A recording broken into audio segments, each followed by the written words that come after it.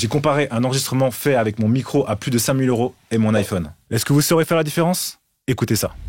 Keep me somewhere in your mind, right next to your heart. Keep me somewhere in your mind, right next to your heart. Ça marche. Très bien. Aujourd'hui, on va se lancer dans un match complètement déséquilibré. Un micro et préampli légendaire contre un simple smartphone.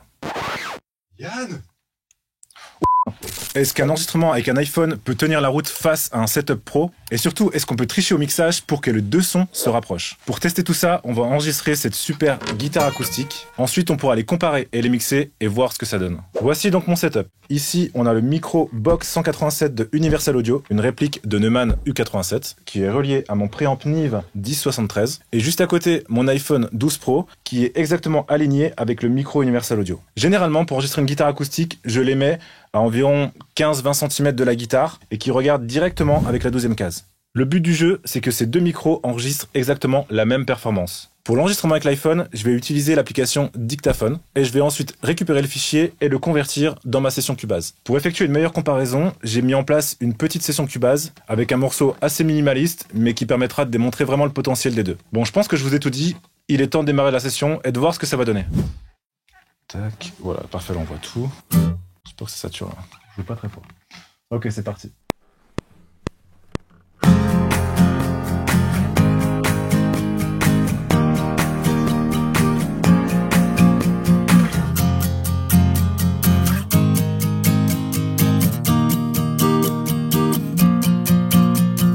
Ok.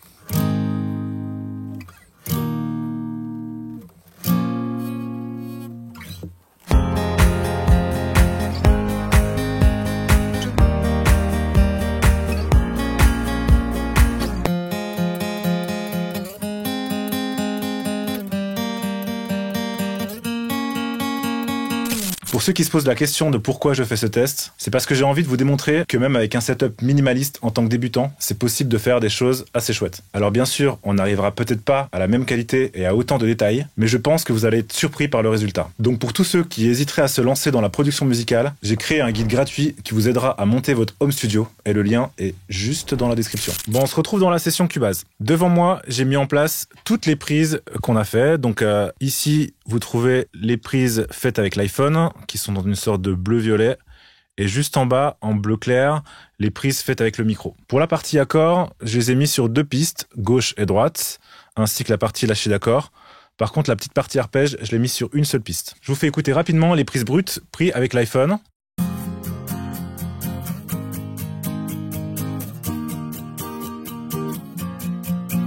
Donc on peut entendre déjà qu'il y a un son quand même assez agressif, mais je pense que je peux essayer de corriger un petit peu ça. Et concernant la prise avec le micro U87,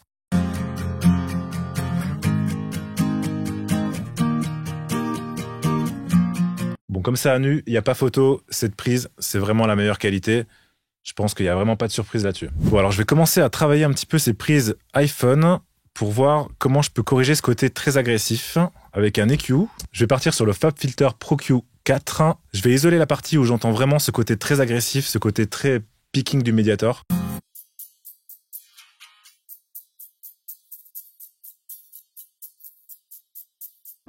On va déjà commencer par ici.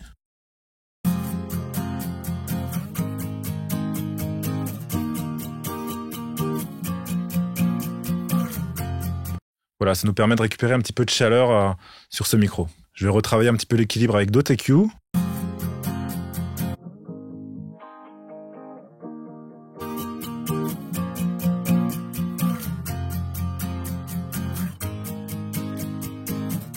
On coupe un peu les médiums, histoire de récupérer vraiment la rondeur qui nous intéresse et d'éviter d'avoir ce côté un peu trop boxy.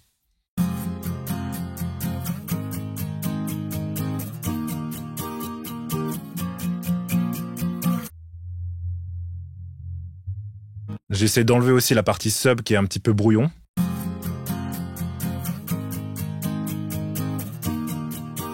Et je vais encore calmer ces aigus.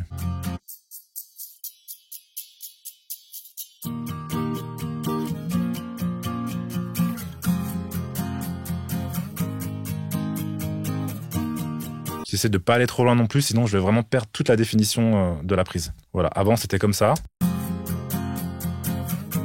Et maintenant...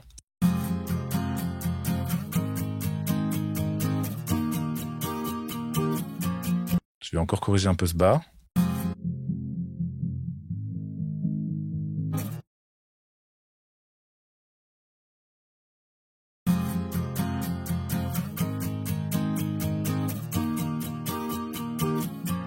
Ok, ça me plaît bien. Maintenant, je vais un petit peu travailler ma dynamique et essayer de calmer toutes ces attaques. Avec un compresseur, je vais partir sur quelque chose d'assez classique, un 1176.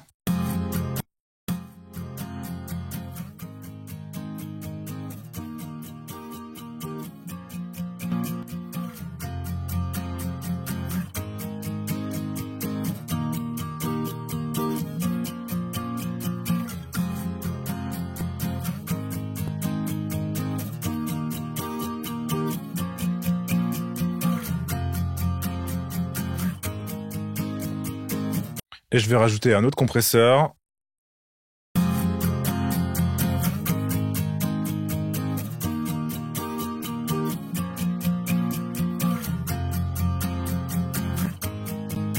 Je vais mettre ma prod derrière pour savoir si je suis vraiment dedans.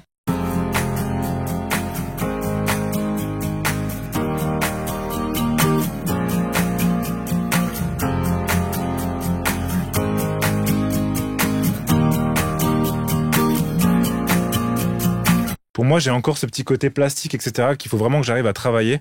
Donc, je vais utiliser un outil un peu plus spécial. Je pense que je vais travailler avec Sousse en premier lieu.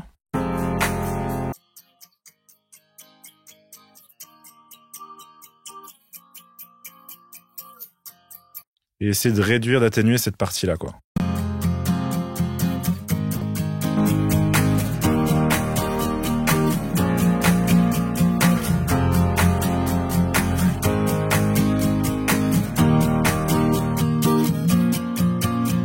Part de ça pour arriver à ça.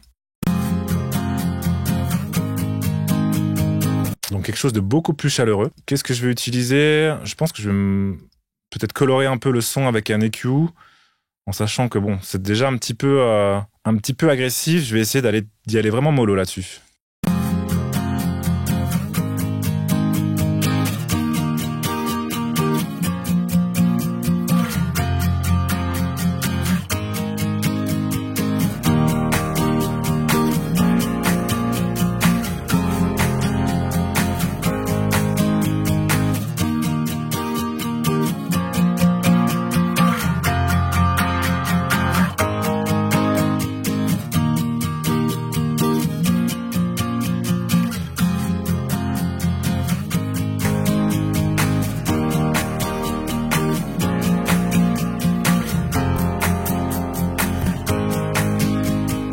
Et je pense que pour finir ce son-là, je vais peut-être encore gommer des attaques avec un limiteur. On va être très doux aussi là-dessus.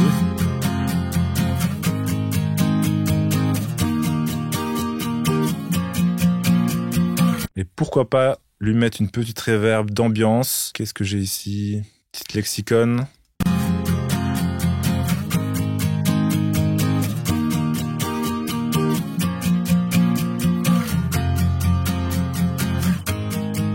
Ok, ça me plaît bien. Je vais voir sur les parties d'après si ça sonne toujours aussi bien. Là, je suis d'accord.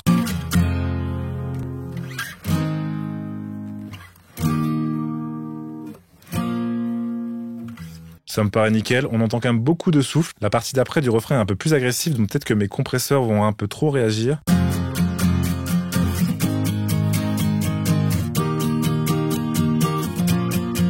C'est acceptable, franchement, je pense que je vais rester là-dessus. Sur cette partie-là, comme c'est un petit peu aérien, je vais automatiser une reverb à cet endroit-là pour donner un peu plus d'air, plus de côté un peu magique.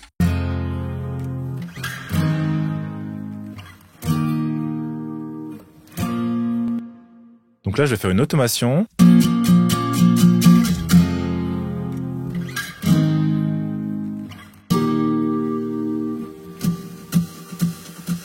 hop.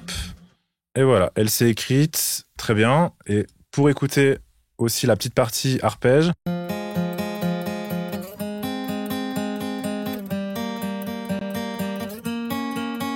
je vais bêtement recopier mes réglages et voir ce que ça donne.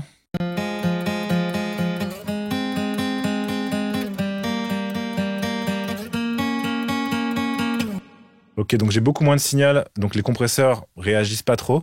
Donc je vais booster le niveau d'entrée.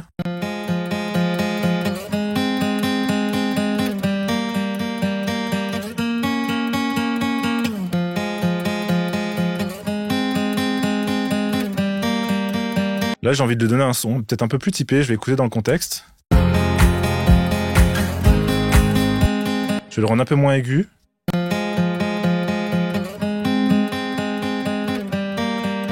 Pourquoi pas lui mettre un effet un peu spécial. Je sais qu'avec Arturia, on peut faire des trucs assez cool. Alors, ça, c'est très cool, mais c'était pas du tout ça que je voulais mettre, ni celui-là.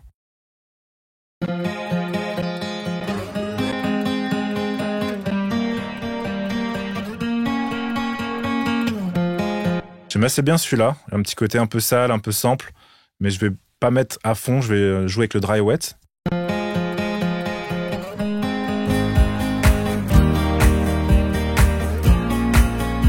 Et je vais mettre plus de volume sur la partie juste après.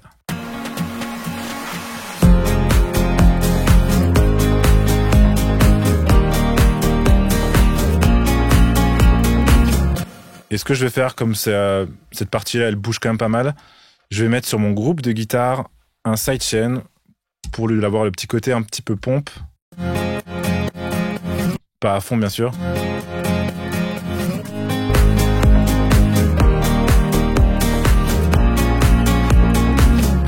Ok, super. Je vais l'automatiser pour pas l'avoir sur la partie du début.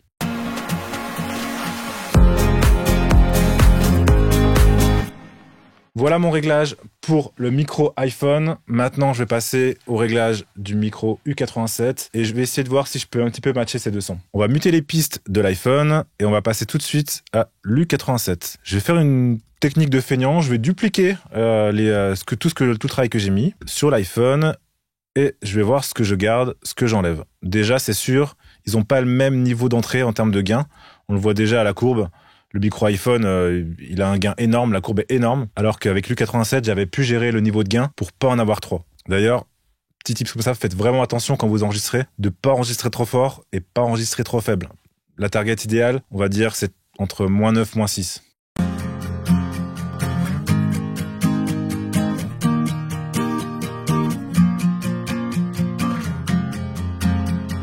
Donc là, déjà, ce que j'entends, c'est qu'évidemment, comme le premier micro iPhone était très brillant, j'ai pas envie de la perdre sur l'U87. Je vais même peut-être l'accentuer pour avoir un équilibre un peu plus clair. Donc, je vais reprendre mon EQ FabFilter et je vais enlever tout ce que j'ai fait sur la partie haut du spectre, brillance, etc.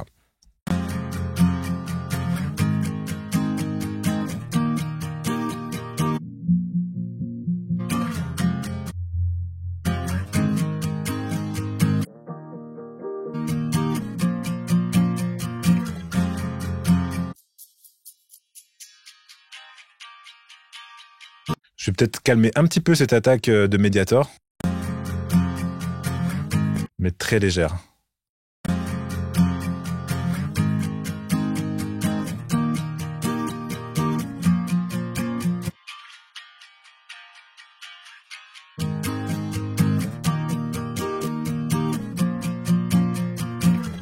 Là, c'est plus dans le bas où j'ai quelque chose d'assez sale. Donc, au niveau des subs, j'aurais peut-être dû couper le bas sur le micro. Donc je vais le faire ici.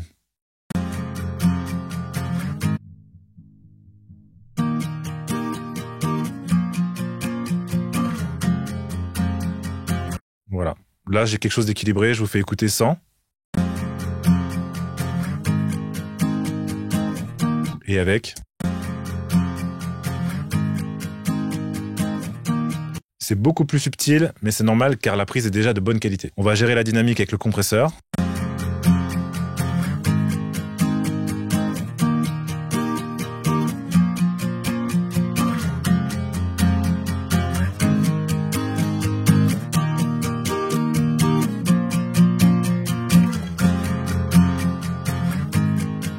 Deuxième compresseur.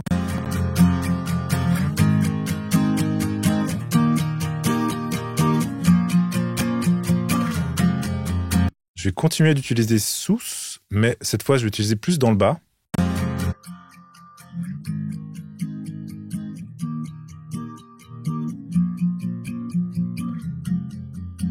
J'ai quelque chose dans les bas médiums qui est un petit peu crado. C'est peut-être par rapport à la position. C'est vrai que j'ai posé assez arbitrairement et j'aurais peut-être dû plus écouter, mais c'était vraiment juste pour l'exercice de démo, quoi.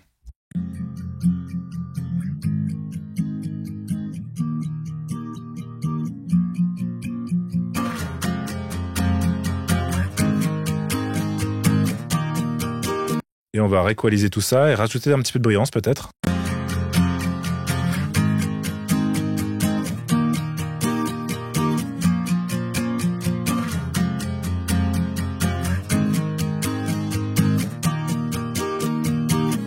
Je vais appliquer la même reverb.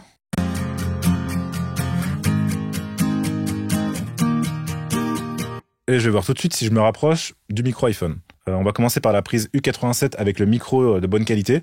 Et ensuite, je basculerai sur le micro iPhone.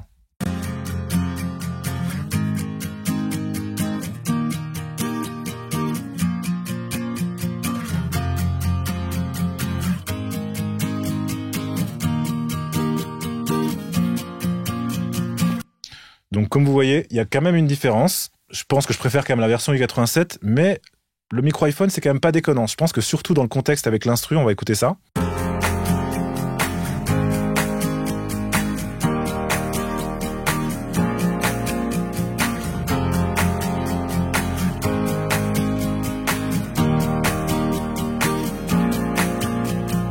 Donc maintenant, je vais m'occuper de faire la même chose pour toutes les pistes. On avait une automation de reverb, etc. Je me laisse ça en place tout de suite et on pourra encore comparer par la suite. Ok, je viens de faire mon automation de reverb sur la partie guitare gauche-droite. Maintenant, je vais m'occuper de la prise arpège de l'U87 et copier exactement les mêmes effets.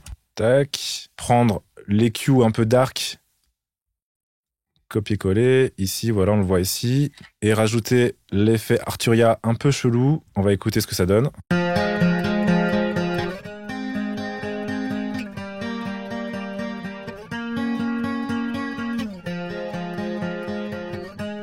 Ok, je vais rajouter du gain comme pour la prise iPhone.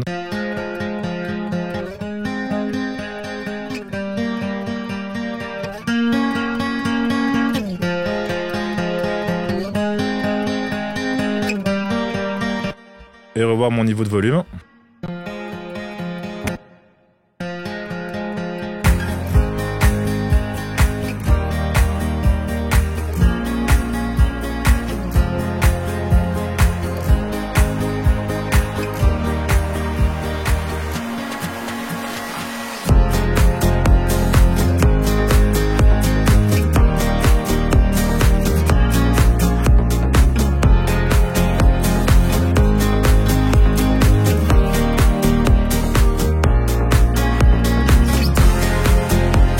Je vous fais donc écouter ce réglage sur la partie arpège.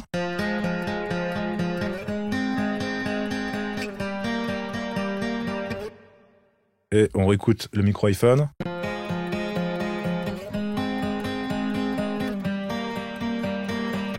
Là encore des différences, mais franchement pour vous dire lequel est le mieux, j'en ai aucune idée. Vu qu'on l'a vraiment un petit peu détruit et transformé avec l'effet Arturia, franchement, on pourrait les mixer les deux et ça ne dérangerait vraiment même pas.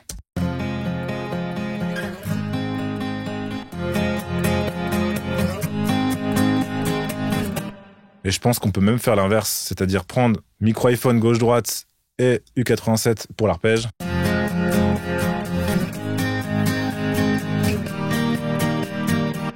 On va pouvoir écouter la prod en entier et comparer ces deux micros. Cette fois, j'ai rajouté des voix parce que je pense que c'est important qu'on puisse comparer ça dans un vrai morceau. Parce que c'est sûr que si on écoute les prises séparées, effectivement, on va entendre des différences. Mais ce qui nous intéresse, c'est vraiment dans le fonctionnement global, dans le morceau global. Est-ce que on entend la différence? On écoute la version U87. Keep me somewhere in your mind, right next to your heart. I will stay out of your way, just wanna keep you warm. I need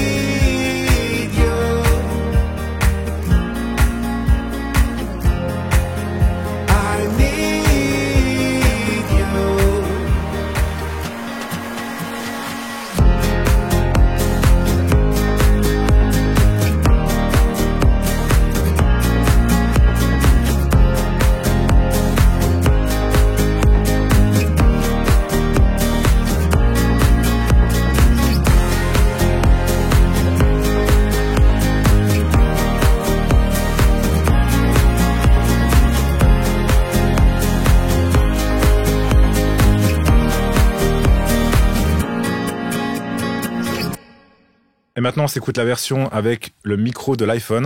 Keep me somewhere in your mind, right next to your heart. I will stay out of your way, just wanna keep you warm. I need you.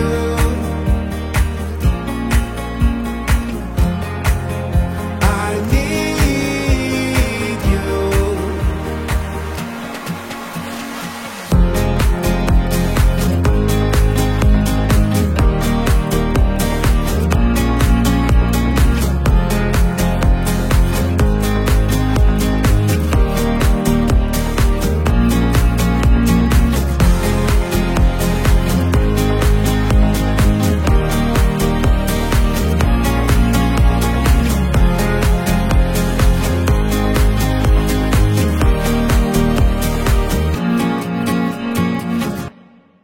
Bon, je sais pas ce que vous en pensez, moi je trouve ça quand même assez surprenant et assez bluffant. C'est vrai que la prise iPhone brute, bon, c'est vraiment dégueu, très agressif, mais avec un peu de travail, on peut quand même s'en sortir. Un iPhone ne remplacera jamais un bon micro avec un bon préamp. Mais je pense qu'avec un peu de pratique, un bon placement, on peut arriver à quelque chose d'assez professionnel tout de même. Et je vous cache pas que dans mon job, ça m'est déjà arrivé d'utiliser les prises d'un iPhone.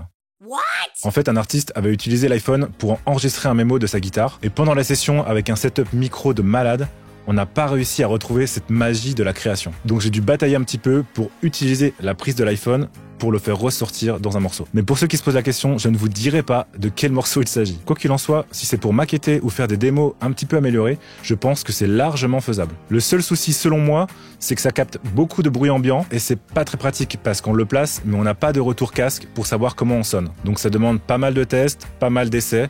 Mais au final, je pense qu'on peut y arriver. Mais c'est sûr qu'après, si tu veux passer à l'étape supérieure, un bon micro et un bon préamp, ça fera quand même la différence. Sur ce, n'hésitez pas à me dire dans les commentaires ce que vous avez pensé de la vidéo, si vous avez un avis sur la question. Et surtout, si vous avez aimé cette vidéo, n'oubliez pas de la liker et de vous abonner pour ne rien manquer. Du coup, moi je vous laisse. J'ai un album à faire avec mon iPhone. On se dit à la prochaine. Ciao!